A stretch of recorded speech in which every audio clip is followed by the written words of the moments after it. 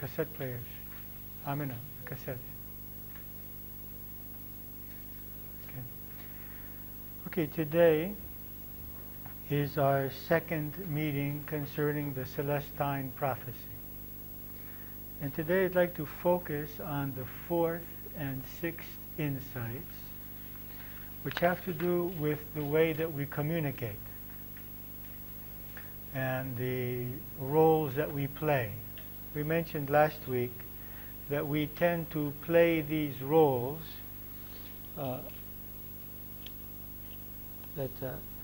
we mentioned in the Celestine Prophecy that we tend to play these roles in order to protect ourselves from being controlled by others. These are power games. And also to get from other people what we feel that we need to have from them. That could be their attention, it could be their love, it could be their obeying us, their doing what we want them to do, that we can control them. It could be their acceptance, their approval. Basically, we do this for three reasons, or say four reasons, so that we can ensure that our self-worth is affirmed by these people. Secondly, that we feel secure that they are being controlled by us and that we can get at any time what we need from them. And also that we be free, that they will not be able to control us. So it's a control, a war of who is going to control who. And fourthly, that we will be able to fulfill any desires, any needs, any habits that we have with these people. Now, we mentioned that there are four ways in which we try to control the other and in which the other tries to control us. We spoke about the intimidator who uses fear, so that if I'm an intimidator, then I threaten you in some ways, making you believe that if you do not do what I want you to do, or if you don't leave me alone and stop asking from me, because it works in both ways, then something unpleasant is going to happen to you. The second role is the role of the interrogator, who plays with the other person's need for acceptance. So what I do is I criticize, I ask questions, I interrogate. And this puts the other person on the defensive. And I take energy. Whenever you are apologizing, whenever you are trying to prove that you are right to me, and I am sitting in the role of the judge or the lawyer, then I get energy from you. You are paying attention to me. You are being controlled by me. I am controlling you. I am making you do what I want, you see. And also, if I criticize you enough, I may be able to force you to change your behavior so that you won't experience my criticism anymore. So you might stop doing something that I don't want you to do, just so that I'll stop criticizing you. Or you might start doing things the way I would like you to do them, just so that you will avoid my critical nature. The third role is the role of the victim. And we say that the victim plays with our need to feel that it plays with our guilt, that is, it makes us feel guilty that we are responsible for the victim's unhappiness, for the fact that the victim is not satisfied. Okay? So this happens especially when we tend to be in the role of the savior, of the parent, of the teacher. In these three roles, we take responsibility for the other people's reality. And I'm not talking about a parent to a child. I'm talking about any person to any person. I can get in the role of the parent or the savior or the teacher with a person 30 years older than me. It has nothing to do with actually being a parent or a child. Although a parent usually gets into this role with his child, and a teacher with his student. And so when we feel responsible for how the other person is feeling, or or progressing in his life, or whether they're satisfied or happy, or healthy, or successful, as we do with our children, then we become unhappy when we don't have that result in the other person. So the other person can control us by making us feel unsuccessful or guilty, by not being well. And so they play with our sense of guilt or our sense of responsibility for their reality. And the fourth category, as we mentioned last week, is the aloof person, who protects himself by not communicating, not expressing feelings, not expressing needs. And what they usually do is has a long face, mutra, as we say in Greek. That is, he has this long face, and as long as he has this long face, this sad face or unexpressive face, then I feel that maybe I have done something, maybe I am to fault, or maybe this person is angry at me or not pleased with me. So he doesn't say anything. And this is the way, this is bordering on the victim, and so it could either be the victim that he is hurt and he's not talking to us, or he's angry, and so then he's like the intimidator. He's angry and he's punishing us by not talking to us. And the threat here is that I'm not going to talk to you unless you are the way I want you to be. But regardless of that, some people are just aloof in order to protect themselves emotionally. They may not have any problem with us, but they just don't feel safe in expressing themselves. And that still creates a problem, because we don't know what they're feeling, what they're thinking, and that creates a need in us to approach them and to ask them to please open up to us. So the aloof person, on the one hand, protects himself energy-wise by not getting involved emotionally, and secondly, by causing us to seek his attention, and that he gets energy from this. Now, we mentioned last week that the solution to this is to become an adult, which means to express our needs as an adult without having to get into the role of the interrogator, the intimidator, the aloof, or the victim, which means just saying what we need. Do I need love? Do I want attention? Do I want affirmation? Do I want some help? Do I need some specific behavior from the other person?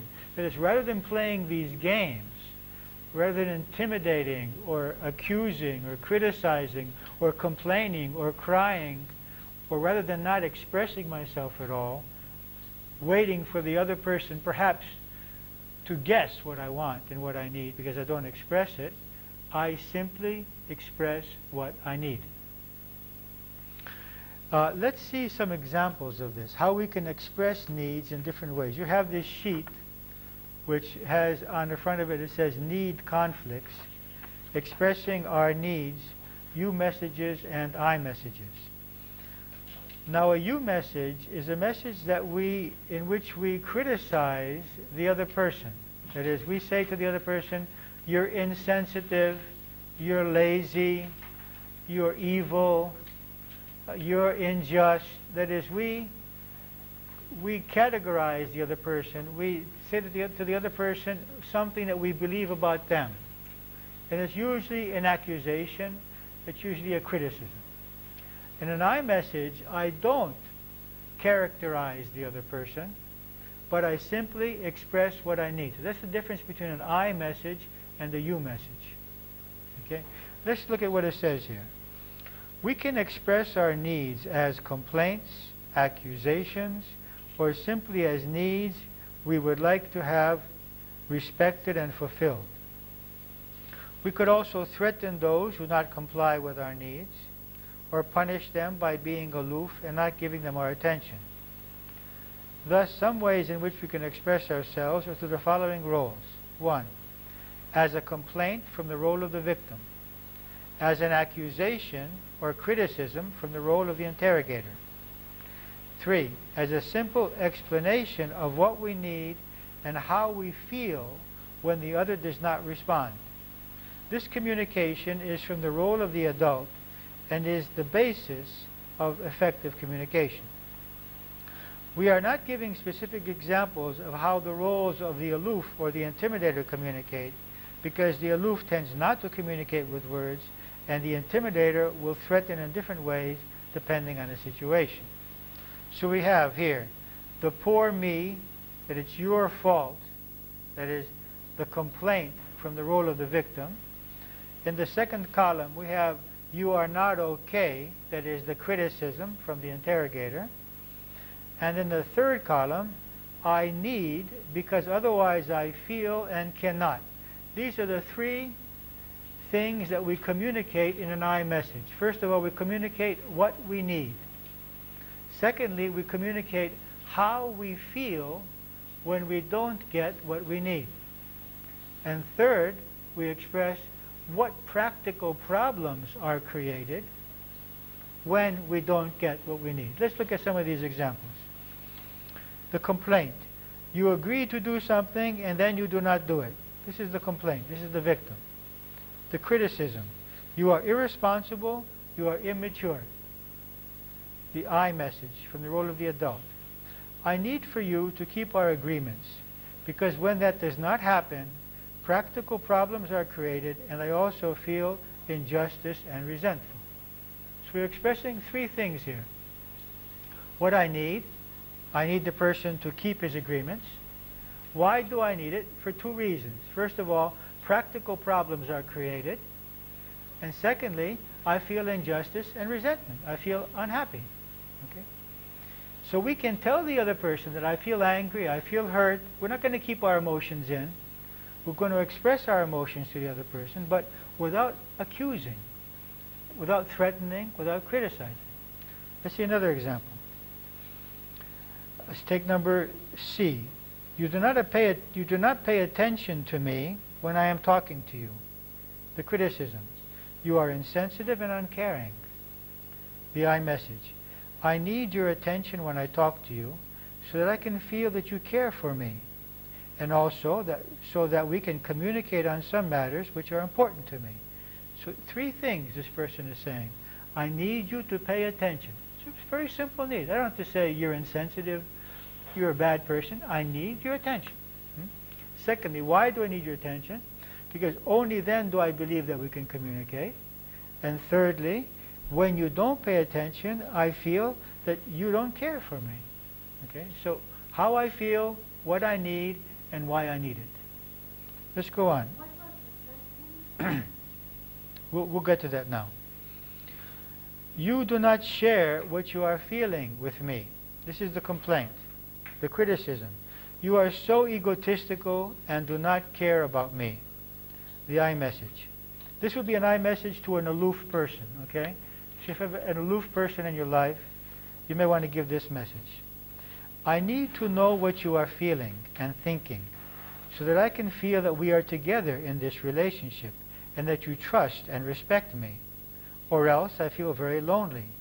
And sometimes I feel that I have done something wrong. It's very simple. It's so simple to say these things. What's the problem? I'm exposing my weakness.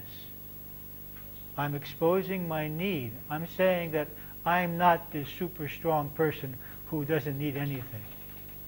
I am forced to express the fact that I have weaknesses, I have needs, and that I can be hurt.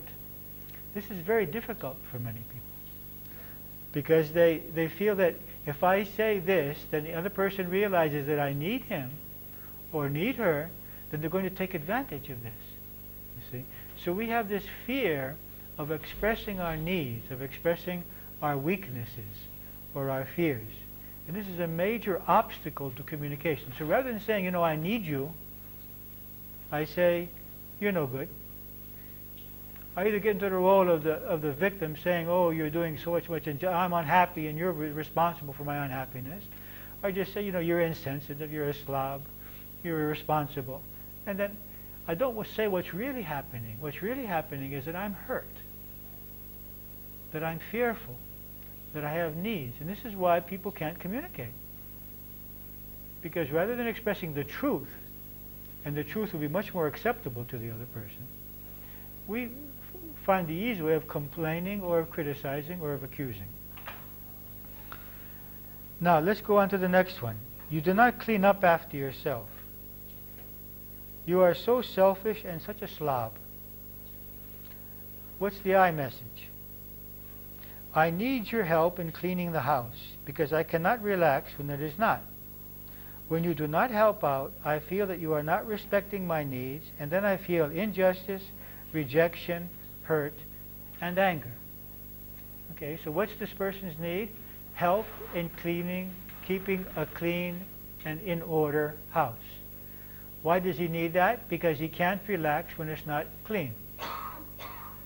How does he feel when he doesn't get this help? He feels hurt, he feels injustice, he even feels anger, you see? So this can be, this need for help in keeping a house clean or in order can be either be from the role of the victim. Oh, I'm the victim, I have to do everything, you don't love me, and I'm the victim here. Or it can be an accusation, you're a slob, you're insensitive. Or it can be, I have this need. Now, because we express the need, it doesn't mean that the other person has to respond. Because he may have other needs. He says, well, I understand your need, and I love you, and I care for you, but I have other priorities in my life. And I don't know why I should have to live my life according to the fact that you can't relax. I can relax. So would you like to find another solution here? You see, so simply because we make an I message doesn't mean that the other person has to react or correspond. And then what we do is we start communicating to see how we're going to find a solution for what is called a conflict of needs. So now we have a need conflict here, and we have to do some brainstorming on how we can solve this problem without hurting each other, and find a solution in which at least 50% each is happy. Because I don't think we're going to be able to find a solution in which 100% both are happy. There's going to have to be a give and take here in this solution. So then we start looking for solutions. But we can't begin looking for solutions if we don't express the need, rather than expressing the accusation or the intimidation. Let's go on to see another one. Number G. You make decisions without conferring with me first. That's the complaint. The criticism. Do you think you are God? You are so inconsiderate. The I message. I need you to confer with me before you make decisions which concern both of us. Otherwise, I think or I feel that you believe that I am not important in this relationship. I then feel hurt, rejected, and very lonely. So we expose to the other person what our need is and how we feel when it's not fulfilled. H. You do not give me as much affection as I need. It could also go with I. We do not have as much sexual contact as I would like to have. The accusation. You are like a stone without any feelings. You are so insensitive and ego-centered. What is the I message? I need more affection from you so as to be affirmed that you are still attracted to me, that you care and love for me. Otherwise, I feel hurt, rejected, and alone. As far as the sexual contact, I need more sexual contact with you so as to be affirmed that you are still attracted to me, that you care for me and love me. Otherwise, I feel hurt, rejected, and alone, and also my pent-up sexual energy creates problems in my body. So everything can be said from the moment that I am willing to expose the truth, because this is the truth. Rather than playing these games, criticizing, not expressing myself, creating all this tension in myself, just saying the simple truth. It's so simple, and yet we don't do it. We're afraid of losing face, we're afraid of losing the other person's respect, we're afraid of that we're giving him some power over us. Yeah? Let's look at another one. J. You raise your voice speaking to me in a demeaning way. The criticism. You must be really insecure to speak to me in this way. The I message. I need for you to speak to me with respect, without raising your voice or demeaning me. Otherwise, I feel hurt, fear, injustice, bitterness, and anger. So we can express to others that we are angry. It's one thing to say to someone, I am angry at you. It's another thing to allow that anger to cause us to curse them, to demean them, to hurt them. So, I mean, one thing is to say, I'm angry with you and I want a solution to this problem immediately because I'm very unhappy and very angry. Another thing is to start speaking in a way which hurts this person's feelings, criticizing, threatening, accusing. It's a completely different thing. So we could, this type of communication does not suppress feelings. Feelings are expressed, but they're expressed in a way, in a mature adult way, without getting into the role of the intimidator, the interrogator, the aloof, or the victim. Let's turn the page over. You pay too much attention to other women or men. Could be depending on the situation. Criticism. You are immoral. You cannot be trusted. The I message. I feel fear when I interpret that you might be interested in other women or men, and I need for you not to do that so that I can feel safe in this relationship. It's very simple. You are usually late for our appointments. You are irresponsible and unacceptable. I need for you to be on time. I do not like to lose time waiting. And I also feel that this is a form of lack of respect for myself, my time, and my activities. So it's a difference between a you message and an I message. Let's look at number N. You do not go out as often as I need to. Or we do not go out as often as I need to. The criticism. You do not respect my needs. You are so egotistical. The I message. I need to get out more often and have a greater variety of activities. Otherwise, I feel bored. Now, it doesn't mean he has to do it, right? I'm expressing my needs. He said, well, you know, I'm really bored going out. I like to stay in. And then we have a conflict of needs. So do you have a problem if I go by myself? Or with this other guy? Or whatever it may be. So we start talking about our conflict of needs and seeing how we can solve the problem. Where we find, okay, we're going to go out once a week. We're going to go out, twice a week. What do you mean by often? Well, what do you mean by not often? These things can be communicated and solved. 0. This is an I message that we would give to, or a message we would give to an interrogator. You frequently criticize me. The criticism. You think you are so perfect. The I message. I need to know that you accept me and respect me. When you criticize me, I feel rejected and unloved. Perhaps even angry. You smoke in the house or in the car, even though you know that I have a problem with that. How could you be so inconsiderate and selfish? I need for you not to smoke when in closed areas with me, because the smoke really bothers me and hurts my eyes, or whatever it may be. When you do not comply with this, I also believe that I am not important to you. I feel ignored and hurt. Okay? So it's a difference between a criticism, an accusation, and an I message. You do not support me in matters concerning the children. Criticism. You are trying to undermine my relationship with the children. The I message. I need your support in my decisions and communications with the children. Otherwise, they ignore me and go to you, and I cannot manage them. And the last one. You do not support me in matters concerning your relatives. You love your relatives more than me. I need your support in my contacts and communications with your relatives. Otherwise, I feel alone and an outsider. Okay. So you can see that we can either communicate with the others through the role of the interrogator or the intimidator or the victim, the aloof, or with an I message from the role of the adult. Our purpose, our goal is to become adults, to become mature people who can admit their weaknesses, admit their fears, admit their needs, but on the other hand are not afraid of confronting these conflicts of needs. They don't keep it all in. You say, I'm having a problem and I need a solution to this. And the word here is assertive. Becoming assertive without becoming aggressive or violent.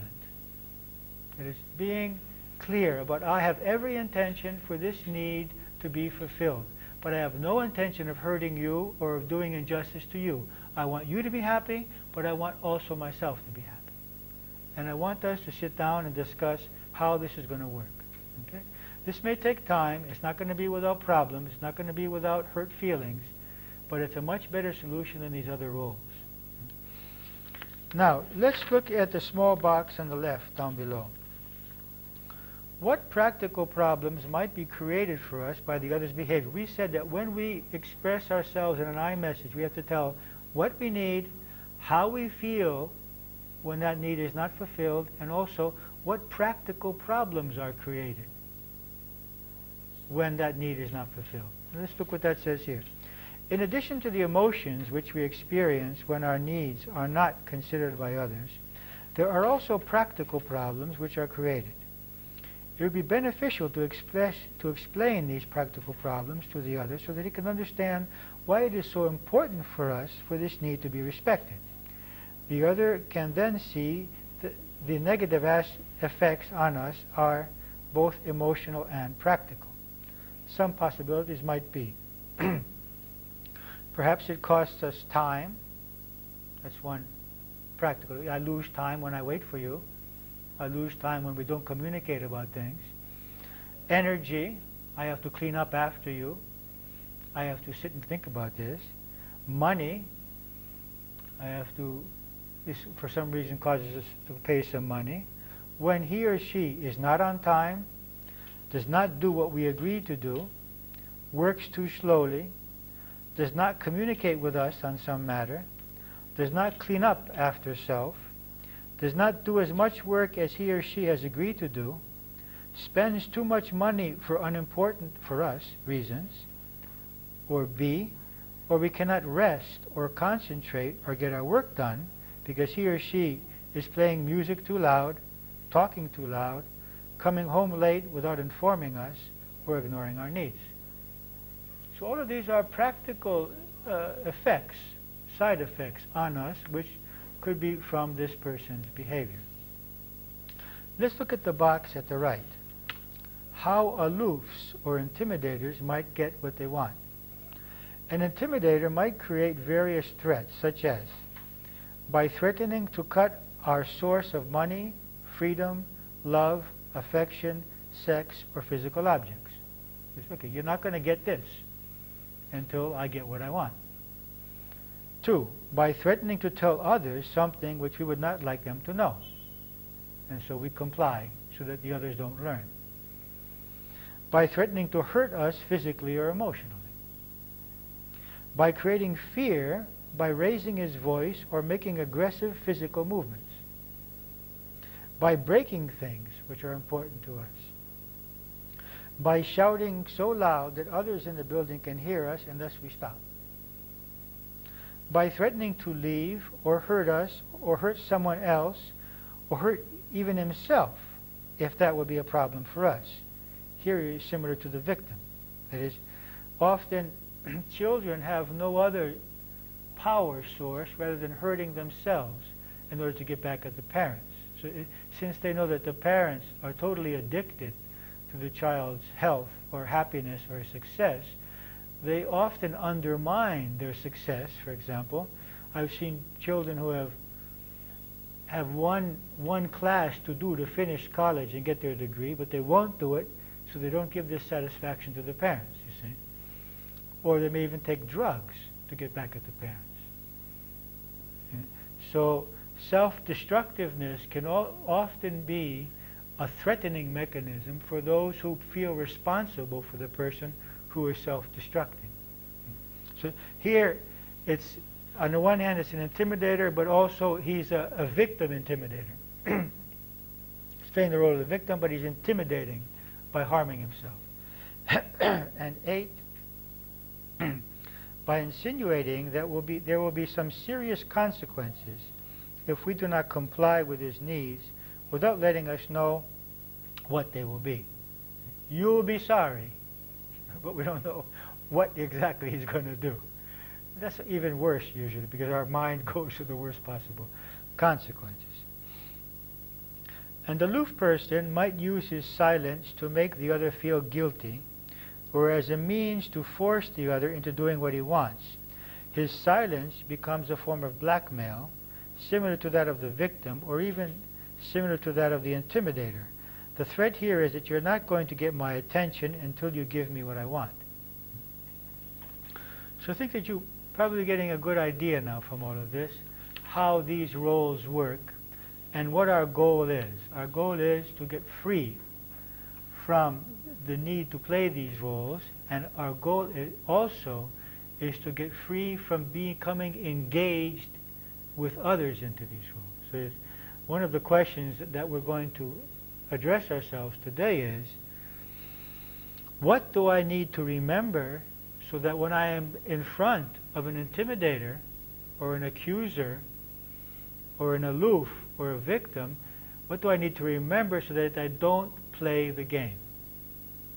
So that I let the ball be in their hands. I don't take the ball from them. I don't take that energy and respond to them in that way. I remain in the role of the adult, and how can I confront them with peace and with love and with clarity, even though they're shouting, even though they're crying, even though they're accusing, even though they're locked up in themselves. So the thing is to find the key belief. Now we're going to go back to beliefs and to emotional harmony, which makes me vulnerable to this game, vulnerable to this behavior. So that when I have an intimidator in front of me, I lose it.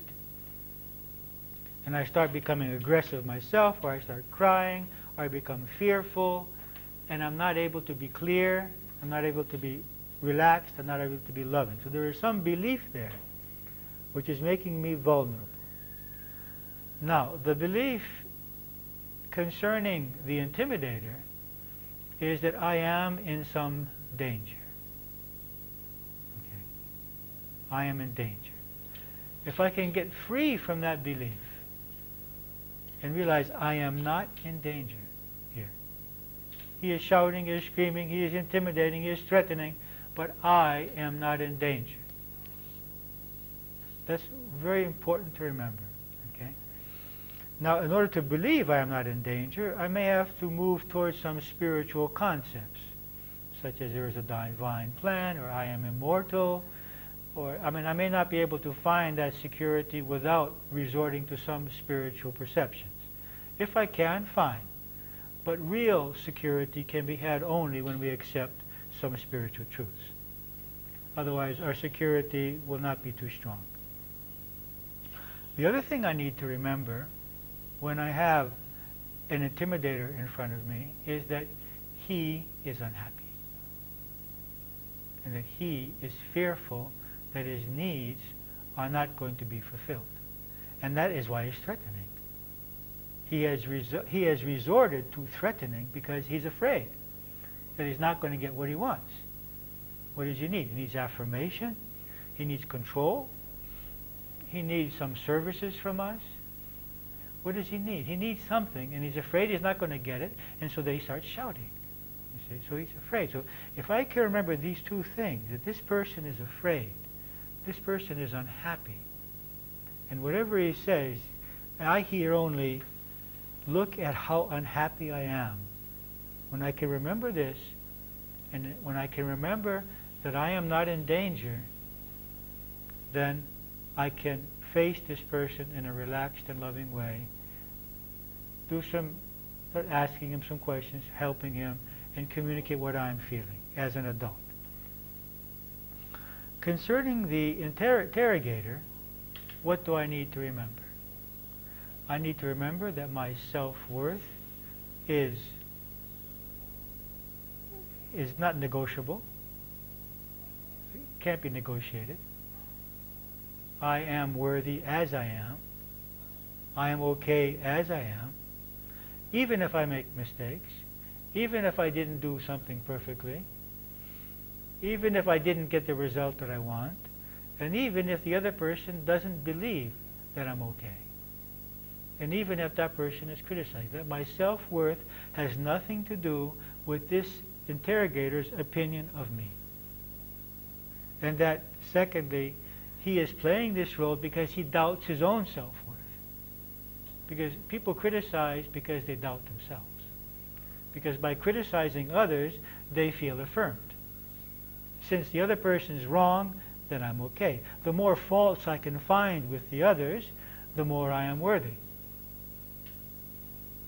You see, so I make a habit of finding everyone's faults so that I can feel that I am worthy, that I am okay. So when I understand this, when I understand that my self-worth has nothing to do with this person's accusations or questions, and I have no need for this person's approval, then I'm okay. I'm peaceful inside myself. And I can listen to these questions and answer them very clearly. Oh, no, I see it this way. Or I did it. Oh, yes, I made a mistake here. Why not? I'm not perfect. I make mistakes. I can accept myself having made a mistake. Everyone makes mistakes. So it doesn't mean, when I say that I am worthy, it doesn't mean that I don't think I make mistakes. It doesn't mean that I don't believe I have a lot of things to improve. I have many things to improve. I still make a lot of mistakes. I still have a lot of ignorance. But I am a creation of God. And that can never be unworthy. So I am worthy as I am. I am worthy of respect and love from every being on the earth. Of course, every other being on the earth is also worthy of my love and respect, whatever he may have done, whatever qualities he may have. Okay? So what we need to understand in terms of facing the interrogator is that my self-worth is not in danger here. And then this person needs to do this because he needs to affirm himself. So let's humor him. But I could also tell her, it bothers me, when you criticize me, when you ask me these questions. I feel that, that you're not allowing me to live my life according to my own beliefs. Would you like me to do this to you? I'd like you to stop this. Very simple, without accusing, without getting into a fight.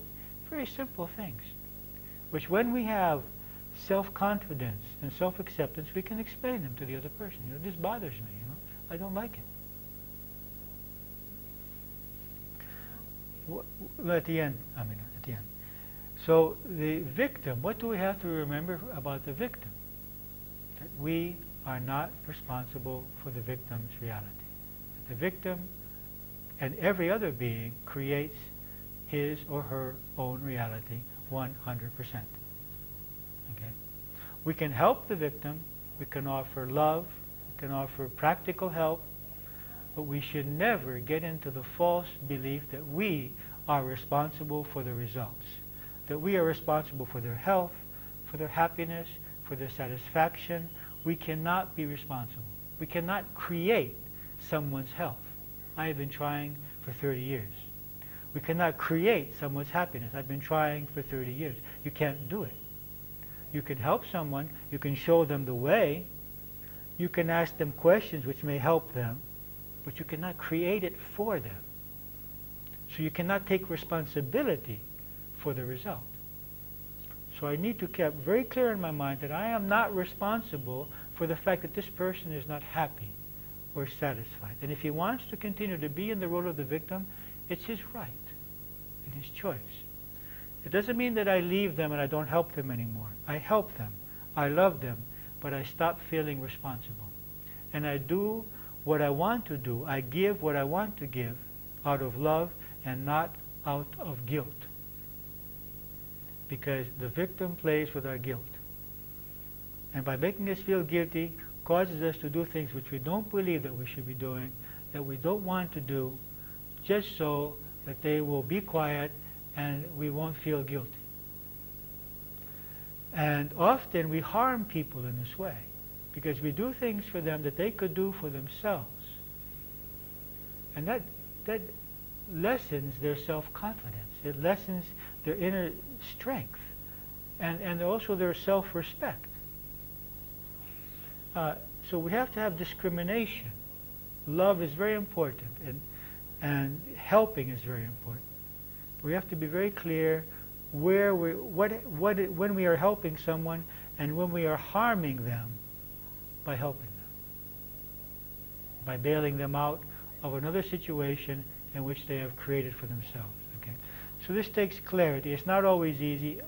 I often feel conflict in myself as to what to do in situations, whether it's beneficial to help this person at this time or just let them experience what they're experiencing. It's not always very easy to see. So what we need to remember with the victim is that they are totally responsible for the reality they're creating, and that we will continue loving and helping them, but with discrimination, and that we are not responsible for what's happening. What do we need to remember concerning the aloof person?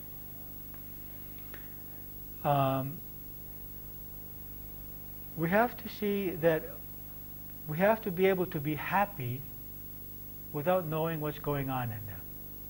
You see, we have the prerequisite that I have to know what's going on in my husband, what's going on in my wife, what's going on in my child, in order for me to feel safe, in order for me to feel that they love me, in order for me to be sure that they don't have some problem with me, in order for me to control their lives and to prevent any problems, because I don't have any faith in their own ability to solve their problems. So I have to know. So in order to get free from the problems created in confronting an aloof person, we need to get free from the need to know and give them space. Because the best way to help an aloof person to open up is to give them space. Also to realize that an aloof person has become aloof because they don't feel that it's safe not to be aloof. Because they feel that if they expose themselves, that they may not be accepted. This is the main thing. They may not be loved. They might be hurt. So if we want to create an environment in which an aloof person can open up, we have to help them feel safe. What does that mean? Zero criticism. Total acceptance. When there is total acceptance, the aloof person can begin to have the courage to say, you know, I'm feeling this. Because the aloof person begins to realize that I can be myself here. I can expose myself. Because no one's going to judge me. No one's going to criticize me. No one's going to use these weaknesses that I'm going to express against me. Okay? So we need also to understand with the aloof, because we can get into start feeling that, well, I'm responsible, I have done something and he's not talking to me, so we have to get rid of the responsibility thing, like in the victim, the same thing. The need to control, have to get rid of that with the aloof person, because knowing is the first step to controlling. And that's why I want to know everything that's happening around us. Because when we control things, we feel safe. You see? And when we're not in control, we don't know what's going to happen, we don't know what other people are thinking, we feel insecure. Okay? So we need, how can we feel that way? Trust in God, trust in God's plan, trust in the other person, trust in life, trust in our own ability to face whatever may happen. The unexpected, that okay, there may be unexpected things happening, I can face them, whatever they are, I have the strength. So these are some of the beliefs which, if we develop them, we can handle the aloof person in a different way. And we can say to the aloof person, I would like very much for you to share your feelings with me, your needs with me. I respect that you don't want to do that now. It is important for me that you do it, and I want you to know that I'm always here and would love very much for you to share with me, but I'm going to give you your space, and I'm not going to badger you. And I don't want you to interpret the fact that I'm going to stop approaching you and asking you to do this as indifference. It's not indifference. I'm just respecting the fact that this is what you want. And let him experience that alienation, and let him decide by himself to get out of it. Because as long as we pressure him, he's not going to come out of it, you see. If you give him his space, well, he'll start feeling lonely. Well, she's not badgering me anymore. Maybe she doesn't care. What, she got someone else? What's happening here? And then he starts to show interest, you see.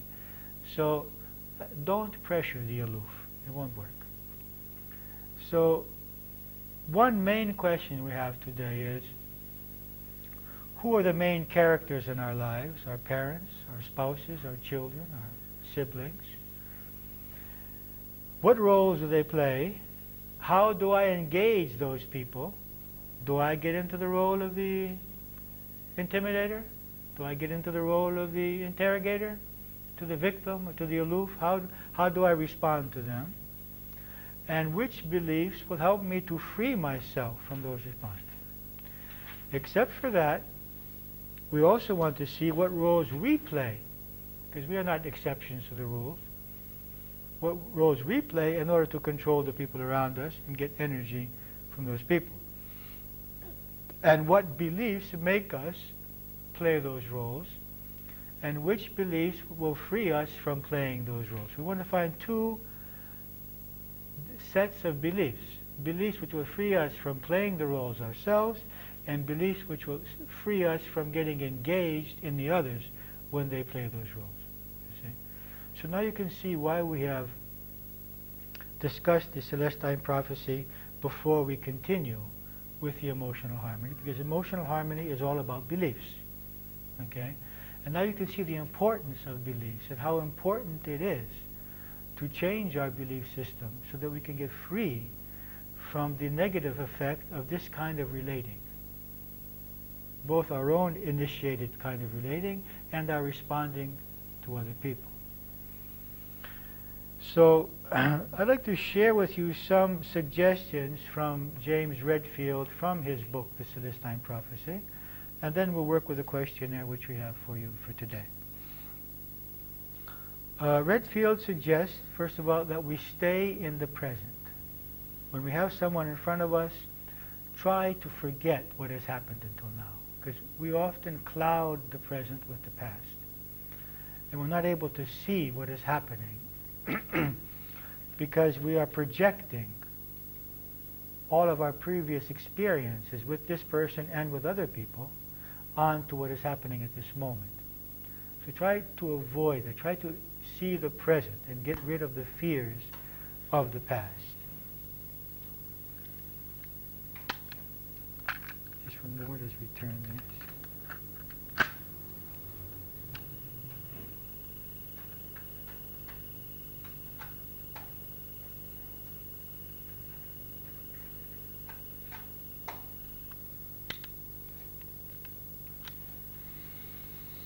So stay in the present.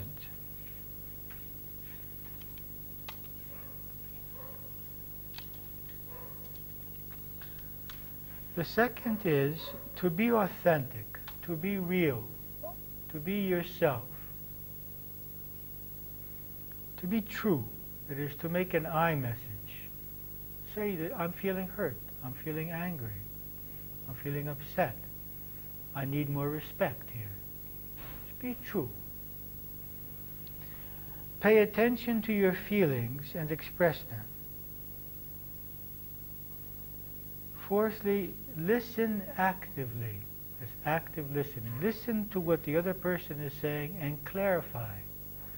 Many problems are created by misconceptions, by not understanding what the other person has said. And if there's the slightest doubt that you have understood what the other person has said, ask.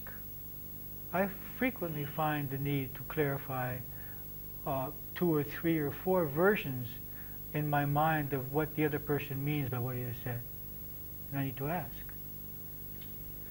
One technique which can be employed when we see that we have frequent conflicts or communication problems with a person is to employ what is called Rogers' Rule, named after Carl Rogers, a very famous psychologist who has been the father of active listening in psychology.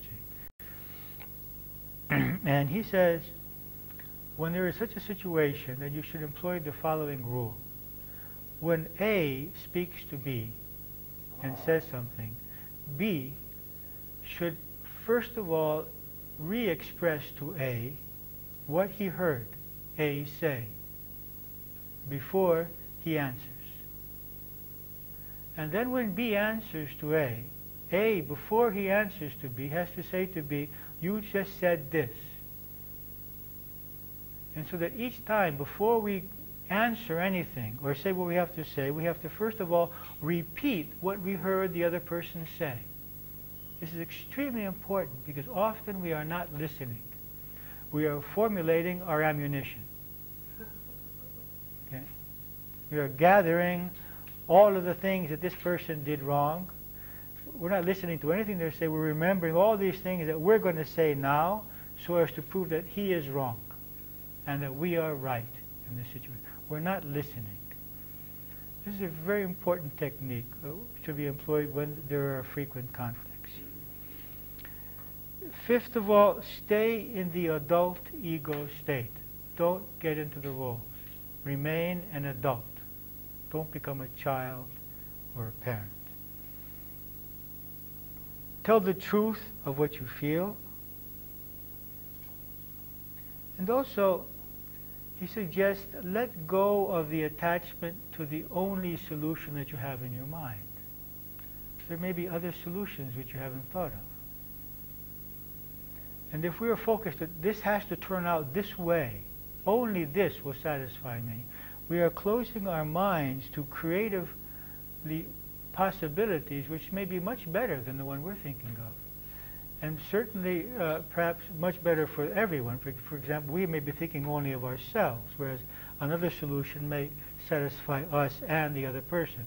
And it's important for us to understand in need conflicts is that it's not very intelligent to be interested only in getting our needs fulfilled, because if the other person does not get his needs fulfilled, there's going to be sabotage happening. That is, it's not sufficient just for me to be happy. The other person has to be happy. Because if they're not, there's going to be problems. I'm not going to be able to be happy in a relationship with a person who's not happy. He's going to create problems. He's going to find a way. I mean, you can't have a happy relationship with an unhappy person. So it's very important to realize that it's in my interest for this person to be happy and to be satisfied. So I must give as much attention that he gets his needs fulfilled as I'm giving to my needs being fulfilled. It's only logical and intelligent to see it in this way. It's illogical just to want my needs to be, forgetting the fact that it's totally egotistical and selfish. Just leave the selfishness and the egotism. It's not practical either. It won't work. Okay, so in order to get started with working on this, let's go back to the idea of beliefs. Please open your first packet of papers to page 28. Not the one that you got today, but the one you had from last week. And of course, you should bring these workbooks with you every week. You will need them with you. Page 28. I've written on the right-hand side, if any of you are interested, any of you read Greek well, the page to which it corresponds to in the Greek workbook. So the number in the center of the page is our page for the English, and the page on the right-hand side is the page in the Greek workbook.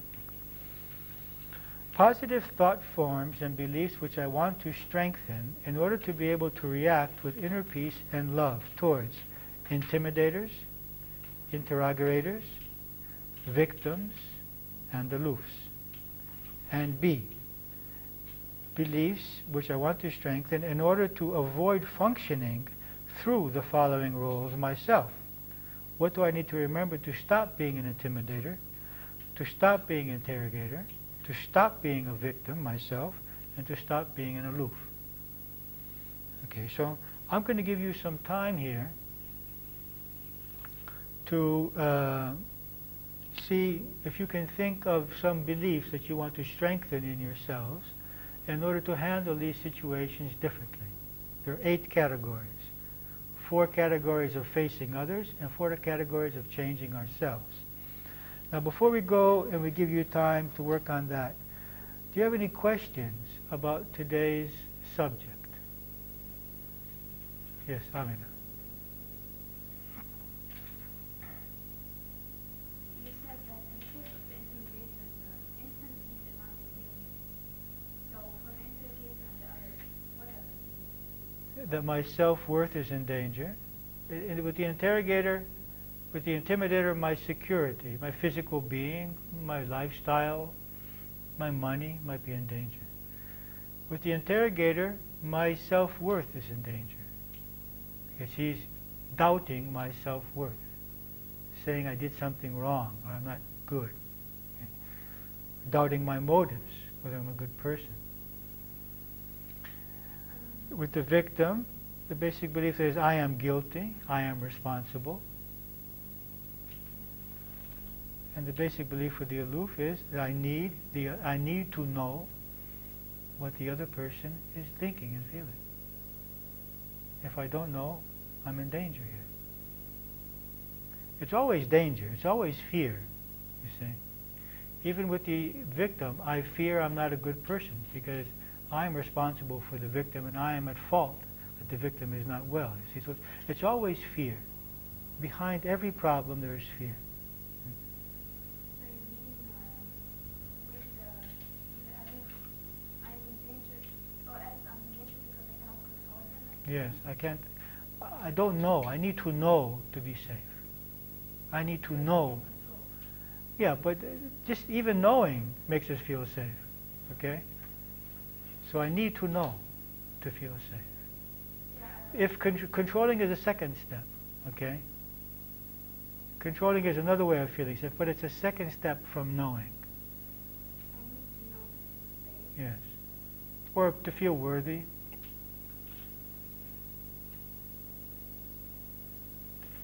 But when you live with people around you, you cannot like be affected when they humor, when they're rude. It's true, but you can be affected much less if you can develop another belief system. If you have a different belief system, the belief system that we usually have, we are affected very much. When we establish our own inner sense of security, our own inner sense of self-worth, then we are not affected. We're affected very light. We might be affected for 3 seconds, for 3 minutes. We remember the truth and we say, it's their creation. I'm not in danger here. I love them. I express my love. I give them the chance to communicate in a different way. If they choose it, good. If they don't, then I'm still okay. So it's a matter of changing the belief system. I'm not saying it's easy, but I'm saying that we can do it. Can we do it 2%? Can we do it 10%? Can we do it 50%? Can we do it 90%? That's the choice of each person here, how much he wants to work on it. But we can improve the way that we feel. So you, as I was saying, that you have to find two beliefs. Firstly, to free us from playing the roles and to be affected to the roles that they play. Yes, yes. But there may be many beliefs in each category. You may write 5 beliefs for each of these. For example, I want to believe, one person say, well, it helps me to remember that I am safe. Or the other person says, well, it helps me more to remember that the other person's unhappy. You see, so there may be 4 or 5 beliefs that you want. Well, I have a list of beliefs. I'll give you next week. I would prefer that you choose, that you seek for yourselves first. And then I will give you a list of beliefs, such as answers to these questions. But I prefer, first of all, that you think about it. Any other questions about this subject? Okay, then I give you some time to try to answer these questions. What beliefs you want to strengthen? The way to find the answer, of course, is to find out the belief which makes you vulnerable and find the opposite of that. So if you say, what do I feel when I'm being intimidated? Find the belief. What do I believe which makes me feel that way when I'm intimidated? And then what is the opposite of this belief? So if I feel fear, then my belief is that I'm in danger, and the opposite of that is I'm safe. You see? So you find the emotion leads you to the belief, and the belief leads you to the new positive belief that you want to develop. If you don't understand it now, it's okay, we'll work on it in the group when we start discussing. You have a question, Wendy?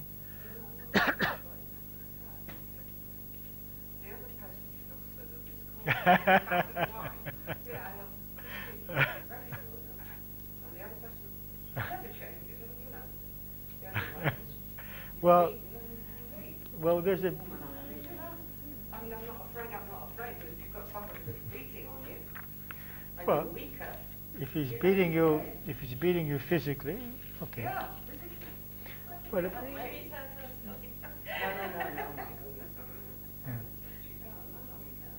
okay, you see, we have this belief that... Good Christian woman, but you see, Yeah, but we don't know what she's doing. There's all kinds of beating going on, you know.